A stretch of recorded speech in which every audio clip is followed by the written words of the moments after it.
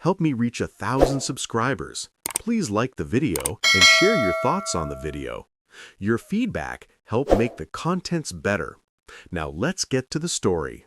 My hands were shaking, not from fear, but from pure, unfiltered rage as I watched Jennifer Caldwell, CEO of Apex Technologies, literally wipe tears from her eyes. She was laughing, actually laughing, at me. "Early retirement, Marcus," she gasped between giggles, her perfectly manicured hand pressed against her chest. "Maybe it's time to consider early retirement. 8% at your age?" She said your age like I'd asked her to fund my funeral arrangements. I stood there in her glass-walled office, 48 years old, wearing the same cheap suit I'd worn to my daughter's college graduation 3 years ago, and I felt something inside me snap, not break, snap, like a rubber band that had been stretched too far for too long. Before we continue, I want to take a moment to thank you for being here. If this story resonates with you, please subscribe and ring that bell. And for our friends in the US and the Philippines, we'd love to hear your thoughts in the comments. Your voice truly matters to us, and it helps us grow and connect on a deeper level. My name is Marcus Webb. I am 48 years old, and until that moment, I thought loyalty meant something. I'd spent 16 years at Apex Technologies, building their entire back-end infrastructure from scratch, writing code that made their platform the third largest in the industry. 16 years of 60-hour weeks, missed birthdays, canceled vacations, and for what? So some Stanford MBA who couldn't write a Hello World program if her life depended on it could laugh at my request for an 8% raise? Let me back up a bit. I need you to understand how I got here, standing in this chrome and glass tower of corporate arrogance, watching my career get flushed down the toilet by someone who thought Java was an island. I started at Apex back in 2009, right after the financial crash when jobs were scarcer than common sense in a reality TV show. I was 32, freshly divorced, with a 7-year-old daughter named Sophie and a mortgage that made my stomach hurt every time I thought about it. Apex was a startup back then, just 12 people working out of a converted warehouse in San Jose, surviving on ramen noodles and venture capital fumes. The original CEO, Robert Chen, was a genuine tech guy. He understood code, respected the people who wrote it, and actually knew what we did all day. When Robert offered me $75,000 a year and equity, I almost cried with relief. I poured everything into that company. Everything. I built their first scalable database architecture. I created the API framework that every other department relied on. When we had that massive server failure in 2013 that could have bankrupted us, I was the one who stayed up for 47 hours straight fixing it while everyone else panicked. Robert gave me a $15,000 bonus and called me my guardian angel. I felt valued. I felt seen. Then Robert got sick. Pancreatic cancer, the fast kind. He sold his majority stake to a venture capital firm in 2019, set up his family's future, and died 6 months later. The VC firm installed Jennifer Caldwell as CEO in 2020, and everything went to hell in a designer handbag. Jennifer was a disruptor, according to TechCrunch. She'd made her name at a failed social media startup and somehow spun that disaster into a reputation as an innovative leader. She was 42, wore power suits that cost more than my monthly salary, and had this habit of using business jargon like a weapon. Everything was about synergy and optimization and restructuring for maximum efficiency. Translation, she started firing people and cutting costs while giving herself a compensation package that could fund a small nation's healthcare system. The developers, the people who actually built the product that made Apex worth $500 million, became overhead in her quarterly reports. She hired a bunch of fresh-faced kids straight out of college, paid them half what the senior developers made, and called it bringing in new energy. Never mind that these kids needed 6 months of training to understand systems I could navigate in my sleep. I watched good people get pushed out. Tom Rodriguez, 53, who'd architected our security protocols, forced into voluntary resignation. Sarah Kim, 47, who managed our entire deployment pipeline, replaced by 2 24-year-olds who didn't know what a deployment pipeline was. Every time someone my age left, Jennifer would say something about evolving our culture and attracting millennial talent. I kept my head down. I had Sophie to think about. She was at UC Berkeley studying computer science, the irony wasn't lost on me, and her tuition wasn't going to pay itself. My ex-wife, Angela, had remarried some finance bro in Seattle and wasn't contributing much beyond the court-ordered minimum. I needed this job. But here's the thing about keeping your head down. Eventually, your neck starts to hurt. My salary hadn't changed in 4 years. Not a single cost of living adjustment when rent in the Bay Area went through the roof. I was making $95,000 a year. Decent money in most of America, but in San Jose, I was one broken transmission away from eating rice and beans for dinner every night. Meanwhile, Jennifer gave herself a 20% raise last year. I knew because Apex was publicly traded now and executive compensation was public record. She made $3.2 million in total compensation while telling the development team we needed to tighten our belts and do more with less. So 3 weeks ago, I decided enough was enough. I prepared a detailed presentation showing my contributions to the company, market rates for senior back-end architects, and a modest request for an 8% raise that would bring me to $102,600. Not even 6 figures, just enough to not feel like I was drowning every month. I scheduled a meeting with Jennifer, put on my one good suit, practiced my pitch, and walked into her office with what I thought was a reasonable request between 2 professionals. And she laughed at me. "Marcus," she said, finally composing herself, "I appreciate your confidence, but let's be realistic. You're 48 years old. The technology landscape is changing rapidly. We need people who can adapt, who can bring fresh perspectives. Maybe it's time to think about your next chapter. Early retirement can be very fulfilling. My father retired at 55, and he loves it, plays golf every day. I don't play golf. I write code. It's what I'm good at. It's what I've spent my entire adult life mastering." "Jennifer," I said, keeping my voice steady, "I'm not looking to retire. I'm one of the most productive developers on the team. I just closed 3 major projects this quarter." "Which is exactly what we pay you for," she interrupted. "Marcus, I'm going to be honest with you, and I'm saying this as a mentor, woman to man." She actually said that. "The market is moving toward younger, more affordable talent. AI is changing everything. In a few years, most of what you do will be automated anyway. An 8% raise right now, it doesn't make financial sense for either of us. You'd be better off taking that energy and planning your transition." There it was. The polite corporate speak for, "You're too old, too expensive, and we don't value you." I felt my face get hot. "So what you're saying is 16 years of loyalty means nothing?" She sighed like I was a child who didn't understand basic economics. "Loyalty is a two-way street, Marcus, and right now you're asking the company to invest more in a depreciating asset. I know that sounds harsh, but business is business. We have shareholders to answer to." Depreciating asset. She called me a depreciating asset. "I see," I said quietly. "Thank you for your honesty." "I'm glad you understand," she said, already turning back to her computer. "Now, if there's nothing else, I have a meeting with investors in 10 minutes. I walked out of her office, took the elevator down 43 floors, got in my 15-year-old Honda Civic with the cracked windshield, and sat there in the parking garage for 20 minutes, just breathing. Then I pulled out my phone and made a call I should have made months ago. "Daniel, it's Marcus Webb. Yeah, it's been too long. Listen, you still looking for someone to head up that infrastructure project you mentioned at Roberts Memorial, the one at Sentinel Systems?" Daniel Park and I went back 20 years. We'd worked together at a startup in the early 2000s before it crashed and burned. He'd landed at Sentinel Systems, Apex's biggest competitor, about 5 years ago, and was now their CTO. We'd stayed in touch, met for beers every few months, complained about the industry like old men complaining about the weather.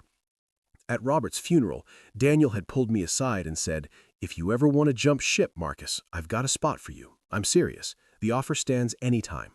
I thanked him, but said I was committed to Apex. Loyal. Stupid. "Marcus," Daniel's voice boomed through the phone. "Hell yes, I'm still looking. When can you start?" We met for coffee the next morning at a place in Mountain View, far enough from both offices that we wouldn't run into anyone. Daniel looked good, more gray in his hair than I remembered, but the same sharp eyes, the same energy. "Tell me what happened," he said, before I could even sit down. So I told him. Everything. The years of stagnation, Jennifer's reign of terror, the laughing, the depreciating asset comment. Daniel's expression got darker with every sentence. "That's insane," he said when I finished. "You built half of Apex's core architecture. Everyone in the industry knows it. Jennifer has no clue what she has. Had, I corrected. What she had.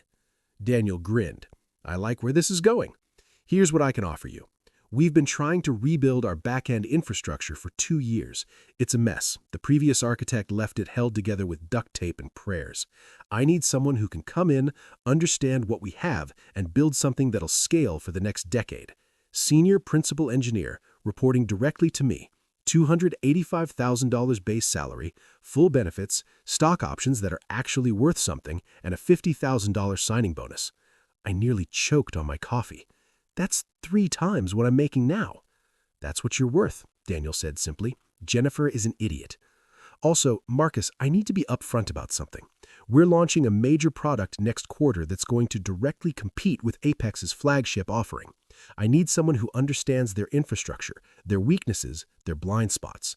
I'm not asking you to steal code or violate any agreements, but your knowledge, your expertise, your understanding of how their systems work, that's invaluable and completely legal. I thought about Jennifer's face, that laugh, that dismissive wave of her hand. When do I start? I said. How about 2 weeks? Give Apex your notice, take a few days off, then hit the ground running with us. We shook hands. I walked back to my car feeling lighter than I had in years. Then I drove to Apex, wrote a brief resignation letter. Dear Jennifer, I've accepted a position elsewhere. My last day will be November 15th. Thank you for the opportunity. Best regards, Marcus Webb. And I dropped it on her desk while she was in a meeting. I didn't hear from her for 3 days, radio silence. Then on Friday afternoon, she called me into her office. Marcus, she said, and her voice had a new edge to it. I received your resignation. This is very sudden. Can I ask where you're going? Sentinel Systems, I said. No point in hiding it. Her face went pale. Sentinel? Marcus, you understand that could be seen as a conflict of interest. We have non-compete agreements. Which I've reviewed with a lawyer, I interrupted. I'm not taking any proprietary code. I'm not violating any agreements. I'm simply accepting a better opportunity. You said it yourself. I should think about my next chapter. I'm just following your advice. She stared at me, and for the first time since I'd known her, Jennifer Caldwell looked uncertain. What's your salary there? With respect, that's between me and my new employer. Marcus, let's be reasonable. If this is about the raise, we can revisit that conversation. Maybe 8% is doable. Maybe, I said. Marcus, 3 days ago you laughed at me. You called me a depreciating asset. You suggested I play golf. Now suddenly 8% is doable? What changed? She didn't answer. I'll tell you what changed, I continued, and I felt a surge of satisfaction saying it out loud. You talked to your tech team. You asked them what I actually do, and they told you that I maintain about 60% of your critical infrastructure. They told you that the API framework everyone relies on, that's mine. The database architecture that handles 2 million transactions a day, mine. The disaster recovery system that saved your company twice, mine. And now you're realizing that when I walk out that door in 2 weeks, you're completely screwed. Jennifer's jaw tightened. We have documentation. We have other developers. I have documentation. I wrote. And you have other developers who are 23 years old and think legacy code means anything written last year. Good luck with that. I stood up. My last day is November 15th. I'll do my best to document my work, but 16 years of institutional knowledge doesn't fit in a Word document. You should have thought about that before you laughed at me. I walked out, and this time she didn't call me back. The next 2 weeks were beautiful. Word spread fast through the development team that I was leaving for Sentinel, and the response was universal. Good for you. The younger developers started asking me for advice about their own careers. The older ones, the few who were left, started sending out resumes. Jennifer tried to control the damage. She offered me 20% to stay, then 30%. Then she came back with a matching offer to Sentinel salary plus a retention bonus. I declined every single time, politely, professionally, and with barely concealed glee. On my last day, I cleaned out my desk, said goodbye to the people who mattered, and walked past Jennifer's office without stopping. She was on a call, but I saw her watching me through the glass. She looked tired. I started at Sentinel on a Monday, and within 2 days I understood why Daniel needed help. Their infrastructure was indeed held together with duct tape and prayers, but it was fixable. More than fixable, it was an opportunity to build something better than what I'd created at Apex. I spent 6 weeks analyzing their systems, identifying bottlenecks, designing solutions. Daniel gave me a team of 8 developers, a mix of experienced engineers and sharp young talent, and the freedom to rebuild from the ground up. And here's where it gets interesting. Everything I knew about Apex's weaknesses, every inefficiency in their architecture, every corner they'd cut to save money, I built Sentinel's system to exploit those advantages. Not by copying, not by stealing, but by understanding where Apex was vulnerable and making sure we were stronger in exactly those areas. Apex's API had latency issues under heavy load. Ours was optimized for speed. Apex's database architecture struggled with complex queries. Ours handled them effortlessly. Apex's disaster recovery took hours. Ours took minutes. In January, Sentinel launched Horizon Pro, our answer to Apex's flagship product. It was faster, more reliable, and 20% cheaper. The market noticed immediately. By February, 3 major clients had switched from Apex to Sentinel. By March, it was 7. Industry analysts started writing articles about Apex's stumbling infrastructure and Sentinel's technical superiority. Jennifer tried to control the damage. She offered me 20% to stay, then 30%. Then she came back with a matching offer to Sentinel's salary plus a retention bonus. I declined every single time, politely, professionally, and with barely concealed glee. In April, Apex had a massive outage, 3 hours of downtime during peak business hours, millions of dollars in losses. Front page of TechCrunch, Apex Technologies suffers major infrastructure failure. I was having lunch with Daniel when we saw the news. He looked at me and raised his beer. "To early retirement," he said. I laughed and clinked our glasses against his. The following week, Apex's stock dropped 15%. The board called an emergency meeting, and on a Friday afternoon, TechCrunch broke another story. Jennifer Caldwell steps down as CEO of Apex Technologies. The official statement said she was pursuing other opportunities. The unofficial truth, according to Daniel's contacts on Apex's board, was that she'd been forced out. The board blamed her for the talent exodus, the infrastructure failures, and the loss of market share to Sentinel. I should have felt triumphant. I should have celebrated. But honestly, I just felt tired and maybe a little sad. Not for Jennifer, she'd made her choices, but for what Apex used to be, for what Robert had built, for the company I'd loved before it became just another corporate machine that chewed people up and spit them out. Sophie called me that night. She'd seen the news. Apparently it was big enough that even college students were talking about it. "Dad, did you have something to do with this? I took a better job and I did that job well, that's all. But you knew this would happen when you left." I thought about that. I knew there would be consequences. I didn't know exactly what they'd be. But Sophie, here's what I learned. Loyalty only matters if it goes both ways. Jennifer taught me that. I just learned the lesson better than she expected. There was a pause. Then Sophie said, "I'm proud of you, Dad, for knowing your worth." That made me tear up a little. I'm not ashamed to admit it. 3 months after Jennifer's departure, Apex hired a new CEO, a guy named Michael Torres who'd run engineering at Google for a decade. Smart move. His first action was reaching out to former employees, trying to rebuild the institutional knowledge they'd lost. He called me personally. "Marcus," he said, "I've been reviewing what happened here. I've read your resignation letter. I've talked to the team about what you built, and I've seen what you're doing at Sentinel. I want to apologize on behalf of Apex for how you were treated. What Jennifer did was inexcusable." "I appreciate that. I also want to ask if there's any chance you'd consider coming back. I can offer—" "No," I said, not unkindly. "Michael, I'm sure you're a good guy. I'm sure you'll fix Apex eventually, but I'm happy where I am. Daniel values what I bring to the table. The company respects experience. I make 3 times what Apex was paying me, and I'm building something I'm proud of. Why would I go back?" He sighed. "I had to try. For what it's worth, you made the right call leaving, and Jennifer got what she deserved." "That's not for me to judge," I said. "I just write code." We said goodbye, and I hung up feeling like I'd finally closed a chapter. Last week, Daniel promoted me to VP of Engineering. I now oversee 40 developers and have a seat at the executive table. My salary is $400,000 a year. Sophie graduates in 2 months, debt-free, thanks to the signing bonus and raises I've gotten. I bought a new car, nothing fancy, but it doesn't have a cracked windshield. And Jennifer? Last I heard, she's at a startup in Austin, some crypto thing that'll probably crash and burn. She's making a quarter of what she made at Apex. Apparently, word got around about how she managed talent, and the big firms aren't interested anymore.